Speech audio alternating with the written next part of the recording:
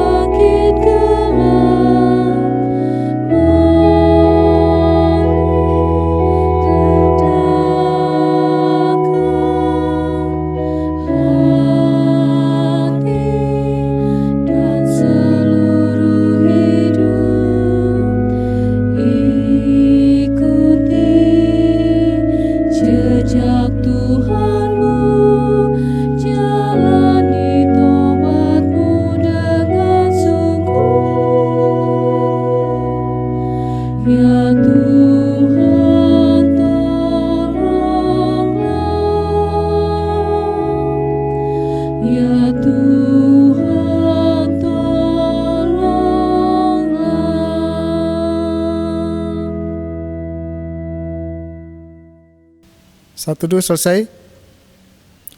Minggu ini kita memasuki Minggu Prapaskah 6 yang kita sebut juga sebagai Minggu Palmarum atau Minggu Sengsara. Jemaat yang dikasihi Tuhan, dalam kebaktian Minggu Palmarum ini Allah memberikan kesempatan bagi kita untuk merenungkan betapa Allah menginginkan kekekalan persekutuan antara Allah dan manusia. Karya pendamaian dikerjakan oleh Allah melalui jalan penderitaan yang akan segera tiba pada puncaknya. Oleh karena itu, arahkanlah hati, pikiran, dan hidup kita untuk menyembah Dia yang telah datang ke dalam dunia dan memberi nyawanya bagi kita. Mari kita berdiri dan menyanyikan Kidung Jemaat 162 ayat 1 sampai 2, Hosiana Putra Daud.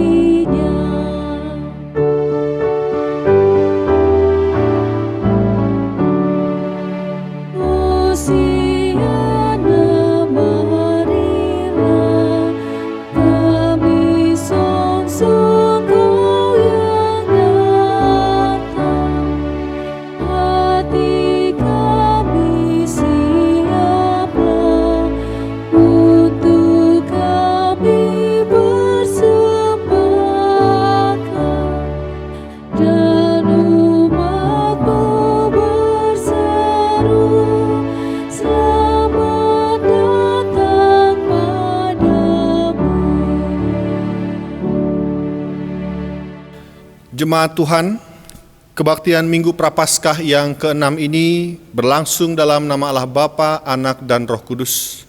Damai sejahtera dari Allah beserta dengan saudara sekalian. Amin. Tema kita pada kebaktian Minggu Prapaskah yang ke-6 ini adalah jalan sengsara yang harus kutempuh. Dan firman Tuhan yang menjadi nas pembimbing bagi kita adalah surat 2 Timotius pasal 4 ayat yang kedua yang berbunyi demikian. Beritakanlah firman, siap sedialah baik atau tidak baik waktunya. Nyatakanlah apa yang salah, tegurlah dan nasihatilah dengan segala kesabaran dan pengajaran. Demikianlah nas pembimbing bagi kita.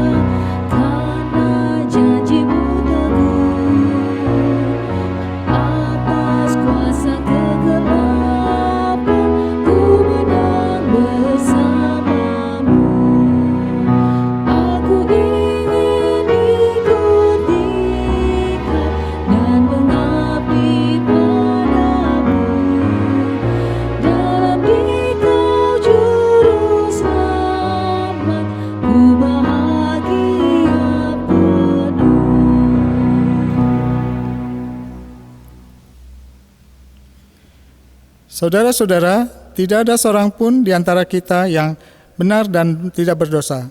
Sebagai orang berdosa, kita telah kehilangan kemuliaan di hadapan Allah. Karena itu, marilah kita mengaku dosa di hadapan Allah yang Maha Kudus. Kita awali dengan doa secara pribadi.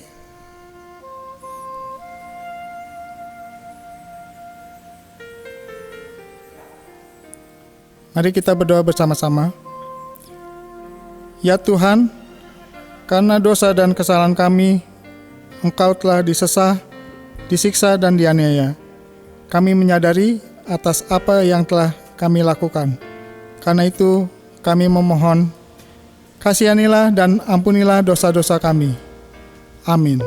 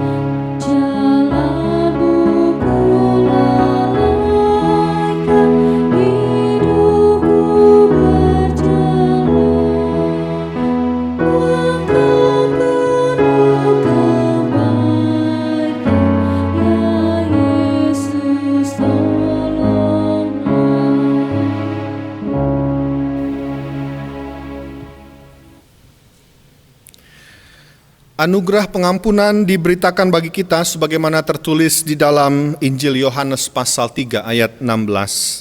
Karena begitu besar kasih Allah akan dunia ini, sehingga Ia telah mengaruniakan anaknya yang tunggal, supaya setiap orang yang percaya kepadanya tidak binasa, melainkan beroleh hidup yang kekal. Demikianlah berita anugerah pengampunan bagi kita. Saudara-saudara, kita akan memasuki pemberitaan firman Tuhan. Namun sebelumnya terlebih dahulu kita memohon pertolongan Roh Kudus di dalam doa. Mari kita berdoa. Dengan segala kerendahan hati kami ya Tuhan, saat ini kami akan kembali membaca sabda-Mu dan merenungkannya sehingga kami dapat memperoleh tuntunan Tuhan. Tolonglah kami ya Bapa.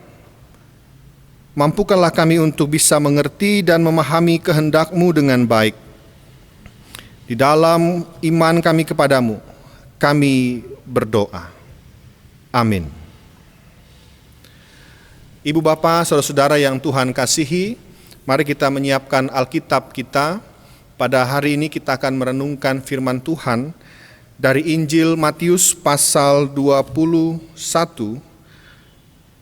Injil Matius pasal 21, dan kita akan membacanya dari ayat yang pertama sampai ayat 11. Injil Matius pasal 21 ayat 1 sampai 11, saya akan membacakannya untuk kita semua. Ketika Yesus dan murid-muridnya telah dekat Yerusalem dan tiba di Betfage yang terletak di Bukit Zaitun, Yesus menyuruh 2 orang muridnya dengan pesan, "Pergilah ke kampung yang di depanmu itu, dan di situ kamu akan segera menemukan seekor keledai betina tertambat dan anaknya ada dekatnya. Lepaskanlah keledai itu dan bawalah keduanya kepadaku. Dan jikalau ada orang menegur kamu, katakanlah, Tuhan memerlukannya. Ia akan segera mengembalikannya." Hal itu terjadi supaya genaplah firman yang disampaikan oleh Nabi. "Katakanlah kepada putri Sion, lihat, rajamu datang kepadamu, ia lemah lembut dan mengendarai seekor keledai beban yang mudah." Maka pergilah murid-murid itu dan berbuat seperti yang ditugaskan Yesus kepada mereka. Mereka membawa keledai betina itu bersama anaknya, lalu mengalasinya dengan pakaian mereka, dan Yesus pun naik ke atasnya. Orang banyak yang sangat besar jumlahnya menghamparkan pakaiannya di jalan. Ada pula yang memotong ranting-ranting dari pohon-pohon dan menyebarkannya di jalan. Dan orang banyak yang berjalan di depan Yesus dan yang mengikutinya dari belakang berseru katanya, "Hosana bagi anak Daud, diberkatilah dia yang datang dalam nama Tuhan. Hosana di tempat yang maha tinggi." Dan ketika ia masuk ke Yerusalem, gemparlah seluruh kota itu, dan orang berkata, "Siapakah orang ini?" Dan orang banyak itu menyahut, "Inilah Nabi Yesus dari Nazaret di Galilea." Demikianlah Injil Yesus Kristus. Berbahagialah setiap orang yang mendengarkan firman Tuhan dan memelihara di dalam kehidupannya sehari-hari. Hosiana.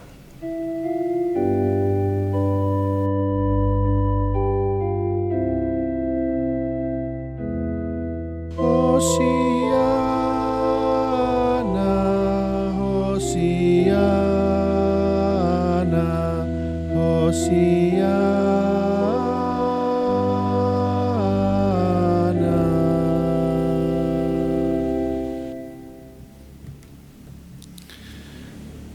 Saudara-saudara yang Tuhan kasihi, saya percaya atau saya yakin pasti kita semua, Bapak Ibu Saudara, pernah mengalami yang namanya jatuh cinta.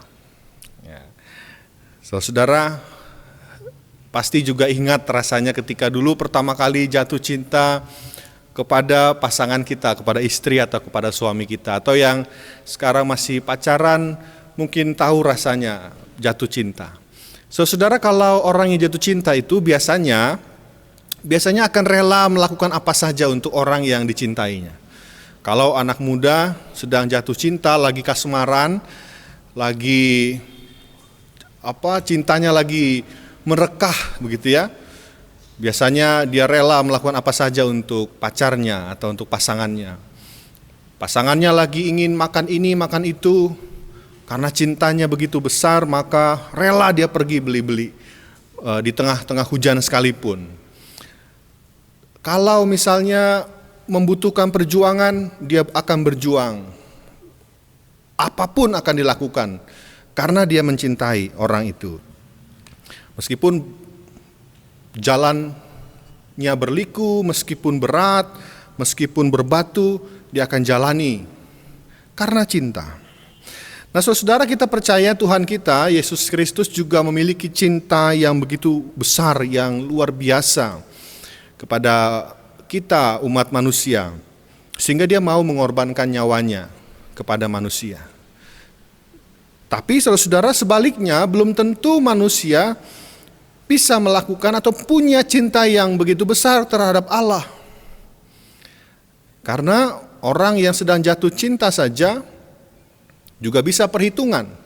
Orang yang jatuh cinta juga bisa jadi malas atau jadi kapok ketika orang yang dicintainya membuat kecewa.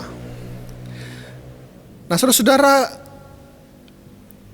ketika Tuhan Yesus mencintai umat manusia sehingga dia mau mengorbankan nyawanya, mau memenuhi jalan penderitaan, dan sebaliknya kita tidak bisa melakukan itu.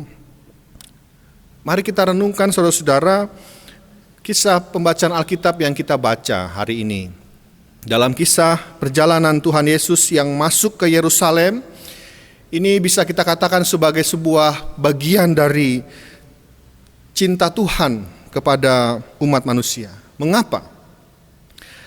Karena inilah, saudara-saudara, jalan awal mula dari jalan Tuhan Yesus menuju sengsaranya. Ketika peristiwa ini disebutkan dalam perikop yang lain, dalam keseluruhan keutuhan cerita ini, saudara-saudara, bahwa pada saat itu orang-orang Yahudi sedang pergi berarak-arakan menuju ke Yerusalem untuk merayakan Paskah. Merayakan Paskah versi Perjanjian Lama, yaitu merayakan peristiwa atau memperingati peristiwa pembebasan bangsa Israel dari Mesir. Mereka datang dari berbagai macam penjuru daerah, berbondong-bondong, berarak-arakan, mau menuju ke Yerusalem. Nah, saudara-saudara, dalam perjalanan ke Yerusalem itu, di tengah perjalanan muncullah percakapan-percakapan di antara orang-orang yang ada pada saat itu. Percakapan-percakapan yang juga membicarakan tentang sosok Yesus itu yang ada dalam rombongan mereka juga. Mereka mempercakapkan apa betul Yesus ini Mesias yang dijanjikan oleh Allah untuk membebaskan bangsa Israel dari belenggu pemerintahan Romawi. Apa orang ini yang dijanjikan itu? Apakah Yesus itu yang akan menjadi pahlawan bagi mereka? Maka saudara-saudara, ketika pengharapan itu ada dalam kehidupan mereka tentang sosok Mesias, mereka mengharapkan Yesus ini nanti akan menghadapi bangsa Romawi, tentara-tentara Romawi dengan senjata-senjata, dengan perlengkapan layaknya orang yang mau berperang. Karena bangsa Romawi itu juga begitu kuat. Menurut mereka mungkin ini momen yang baik, menunjukkan siapa sosok pahlawan yang mereka mau bangga-banggakan. Tapi Bapak Ibu Saudara-saudara, di tengah situasi seperti itu, Tuhan Yesus tahu bahwa ternyata banyak orang punya harapan yang cukup besar terhadap sosok Yesus, meskipun harapan mereka itu sebetulnya keliru. Nah, pada saat itulah Yesus memilih untuk masuk ke Yerusalem mengendarai seekor keledai. Keledai muda, keledai beban yang muda. Lalu kemudian Tuhan Yesus diarak oleh para murid dan orang-orang banyak pada saat itu. Ada yang memberikan pakaiannya untuk menjadi alas berjalannya Yesus bersama dengan keledai. Bahkan dikatakan tadi dalam pembacaan Alkitab kita, murid-murid itu juga melepaskan pakaian mereka untuk menjadi alas duduk Tuhan Yesus di atas keledai itu. Nah, saudara, dalam tindakan ini Tuhan Yesus sebetulnya mau menunjukkan bahwa Dia betul Mesias, tapi Dia bukan sosok Mesias seperti yang dibayangkan oleh banyak orang. Bukan sosok Mesias yang akan datang dengan mengendarai kuda seperti layaknya para kaisar raja dengan penuh kemegahan naik kuda, tapi Tuhan Yesus datang mengendarai seekor keledai yang mau menyimbolkan bahwa Tuhan Yesus ini datang bukan untuk berperang lawan bangsa Romawi. Maka Dia menggunakan keledai sebagai simbol bahwa kedatangannya bukan untuk sebuah keributan, bukan untuk sebuah peperangan, tapi kedatangannya untuk sebuah tujuan damai sejahtera. Dan Tuhan Yesus tidak datang dengan kekuatan senjata, tapi Dia datang dengan kekuatan kasih.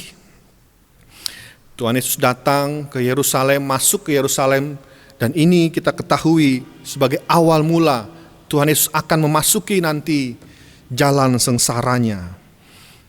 Dan Ia simbolkan itu dengan menunjukkan kerendahan hatinya. Keledai menjadi simbol kerendahan hati Yesus. Yesus mau menyambut sengsaranya itu karena cintanya pada umat manusia, karena cintanya pada saudara dan saya.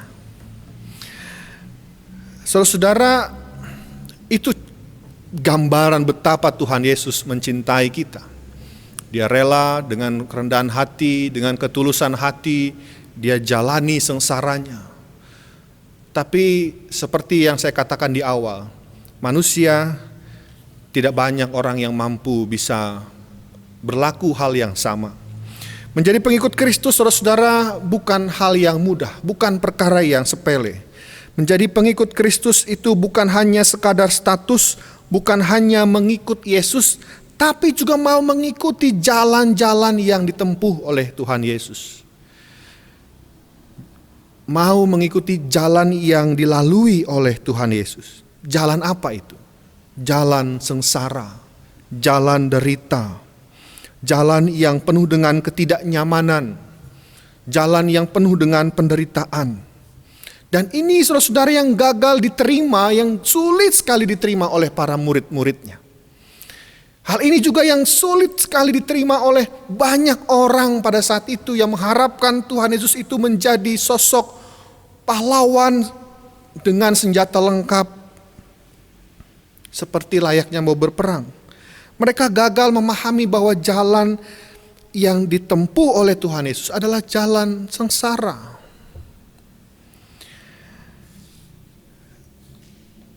Apalagi saudara-saudara ketika banyak manusia yang kemudian ketika terjebak, ketika berada di situasi yang nyaman, di zona aman, di zona nyaman, lalu harus keluar dari itu semua, mengikuti jalan sengsara itu, tidak banyak orang yang sanggup melakukannya.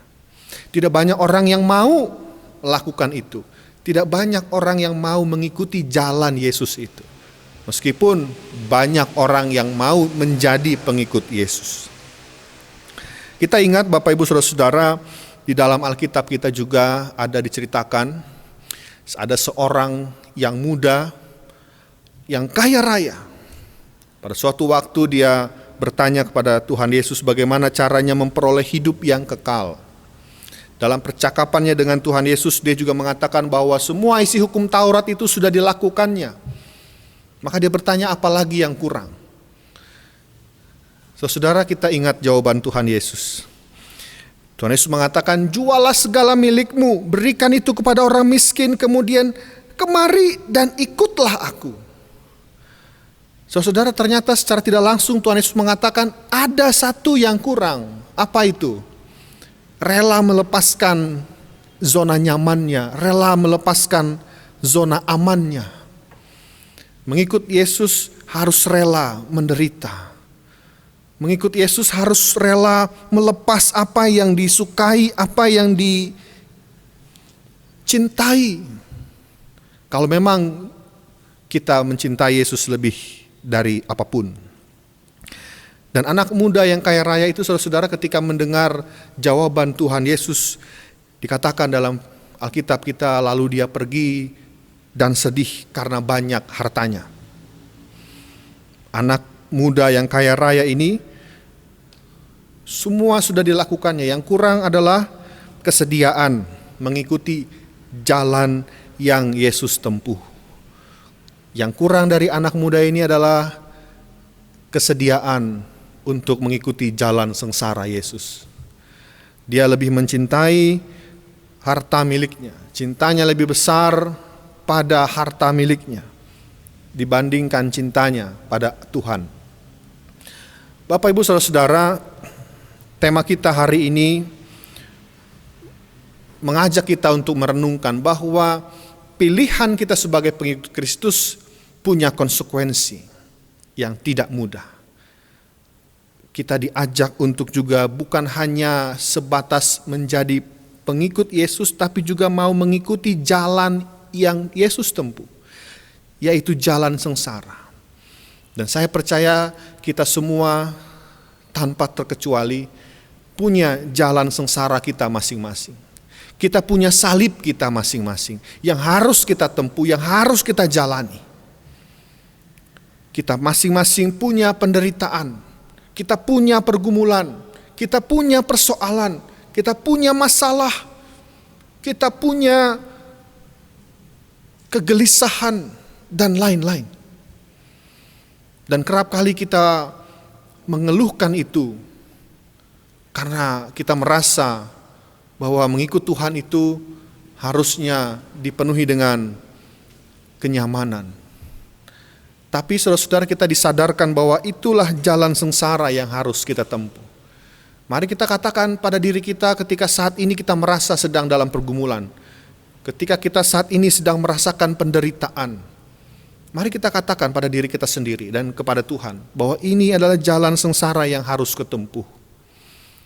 Ini adalah tindakan nyata kita untuk mencintai Tuhan, yaitu dengan mau turut bersama-sama dengan Tuhan Yesus di jalan sengsara yang ada. Bapak, Ibu, Saudara-saudara, bersama-sama sebagai gereja kita sedang menghadapi sebuah persoalan yang besar. Berkali-kali kita merasa tidak nyaman. Kita masih berada dalam situasi yang tidak nyaman. Ketika serba dibatasi gerak-gerik aktivitas kita. Mungkin ini juga adalah jalan sengsara yang harus kita tempuh. Di dalam kita mempersiapkan diri untuk menyambut kebangkitan Kristus. Semakin dekat dengan kebangkitan Kristus, maka artinya semakin dekat juga dengan kematian Tuhan Yesus. Sengsara itu harus dijalani. Maka saudara-saudara, jalanilah hidup kita dengan penuh keyakinan, dengan penuh iman. Pahamilah bahwa ketika kita menjalani jalan sengsara kita, itu berarti kita sedang bersama-sama dengan Tuhan Yesus. Kita sedang berjalan bersamanya. Kita sedang berjalan di dalamnya. Maka tidak ada yang perlu kita takutkan kalau kita bersama-sama dengan Dia. Semoga Tuhan mencintai saudara-saudara, dan kiranya saudara-saudara pun bisa mencintai Tuhan selayaknya Ia mencintai kita. Tuhan memberkati kita. Amin. Saudara, mari kita berdoa. Allah kami yang maha baik, ketika hari ini kami merayakan, memperingati Minggu Prapaskah yang ke-6, kami diingatkan bahwa memang hidup kami akan terus dipenuhi dengan penderitaan, pergumulan dan permasalahan. Kami ingin mengimani dan meyakini itu semua sebagai jalan sengsara yang harus kami tempuh, sebagai bagian dari perjalanan iman kami bersama dengan Tuhan. Kuatkanlah kami Tuhan dan topanglah kami, sehingga kami mampu menjalani kehidupan kami ini. Meskipun dengan berat, tapi kami bisa melewatinya dengan sukacita, karena Tuhan bersama-sama dengan kami. Terima kasih Tuhan atas firman-Mu tolonglah kami supaya kami bisa menghayatinya di dalam hati dan pikiran kami, dan dapat kami wujudkan itu dalam kehidupan sehari-hari kami. Dalam nama Yesus Kristus kami berdoa. Amin. Bapak, Ibu, Saudara sekalian, mari kita bangkit berdiri. Mari kita mengucapkan pengakuan iman kita bersama-sama. Aku percaya pada Allah Bapa yang Maha Kuasa, Khalik langit dan bumi, dan kepada Yesus Kristus, anaknya yang tunggal Tuhan kita, yang dikandung daripada Roh Kudus, lahir dari anak darah Maria, yang menderita di bawah pemerintahan Pontius Pilatus, disalibkan, mati dan dikuburkan, turun ke dalam kerajaan maut. Pada hari yang ketiga, bangkit pula dari antara orang mati, naik ke surga, duduk di sebelah kanan Allah, Bapa yang Maha Kuasa, dan akan datang dari sana untuk menghakimi orang yang hidup dan mati. Aku percaya pada Roh Kudus, gereja yang kudus dan am, persekutuan orang kudus, pengampunan dosa, bangkitan daging, dan hidup yang kekal. Amin. Jemaat dipersilakan duduk kembali. Saudara, mari kita bersatu hati, kita menaikkan doa syafaat kita, dan akan kita akhiri bersama-sama dengan doa Bapa kami. Mari kita berdoa. Ya Allah, ya Tuhan kami, pada saat ini kami datang kembali ke hadapan Tuhan di dalam doa syafaat kami. Ya Tuhan, kami ingin berdoa untuk kehidupan kami sebagai umat Tuhan, dengan segala pergumulan-pergumulan kami, dengan segala persoalan yang menjadi beban hidup kami. Kami percaya Tuhan sungguh mengetahui apa yang kami gumuli dan kami perjuangkan dalam hidup kami. Maka biarlah ya Tuhan, dengan berlandaskan iman dan percaya kami kepada Tuhan, kami mampu melewati semua itu, menghadapinya dengan bijaksana, menghadapinya dengan penuh keyakinan. Kami juga ingin berdoa, ya Tuhan, bagi kehidupan persekutuan kami sebagai jemaat Tuhan di GKP Sukabumi. Meskipun kami harus beribadah di rumah kami masing-masing, meskipun kami tidak bisa bertatap muka satu dengan yang lain, tapi kami percaya bahwa kami disatukan bukan karena perjumpaan fisik, tetapi kami dipersatukan oleh Tuhan karena cinta kasih Tuhan. Maka biarlah meskipun berjauhan, meskipun kami berada di rumah, kami bisa tetap saling menopang satu dengan yang lain. Kami berdoa bagi rekan-rekan kami, bagi saudara-saudara kami, keluarga-keluarga kami yang saat ini sedang terbaring sakit.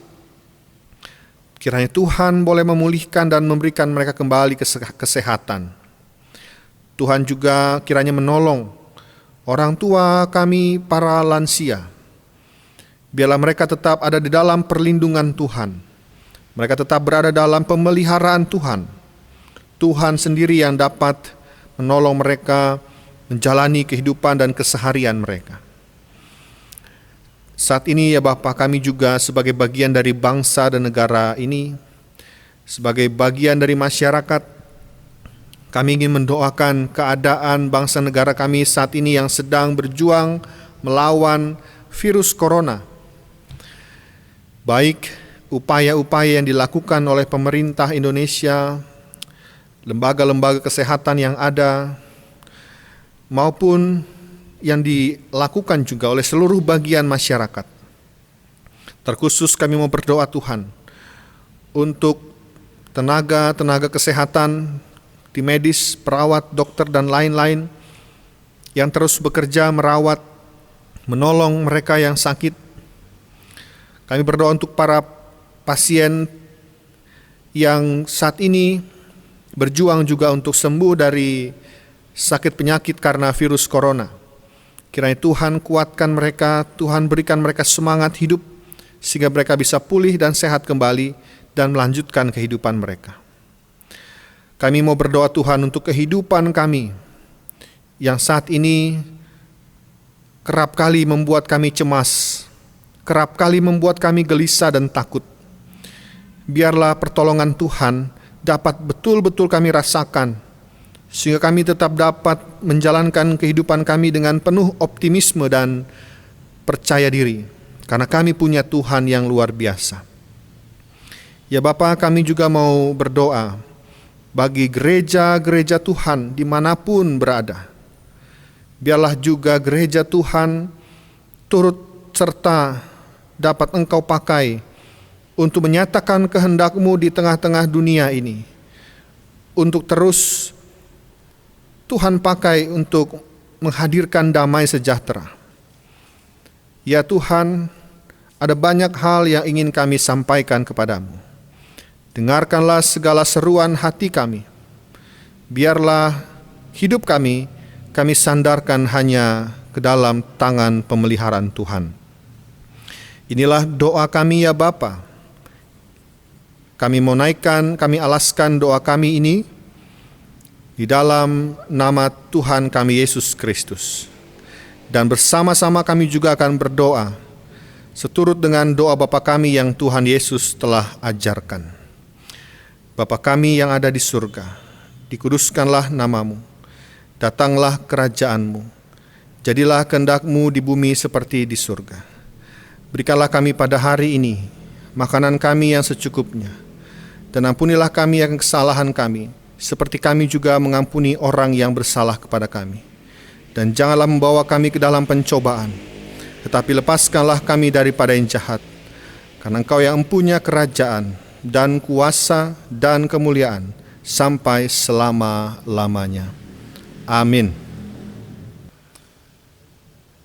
Bapak Ibu Saudara sekalian, marilah kita memberi persembahan syukur kita, dan ingatlah firman Tuhan berkata, "Karena itu saudara-saudara, demi kemurahan Allah, aku menasihatkan kamu supaya kamu mempersembahkan tubuhmu sebagai persembahan yang hidup, yang kudus, dan yang berkenan pada Allah. Itu adalah ibadahmu yang sejati." Roma 12 ayat 1. Keluarga dapat menghimpun persembahan di rumah masing-masing dan mengirimkannya dengan metode transfer ke rekening gereja. Nomor rekening dapat dilihat di Warta Jemaat. Sambil kita memuji Tuhan, Kidung Jemaat 54 ayat 1 dan 4. Tak kita menyerahkan.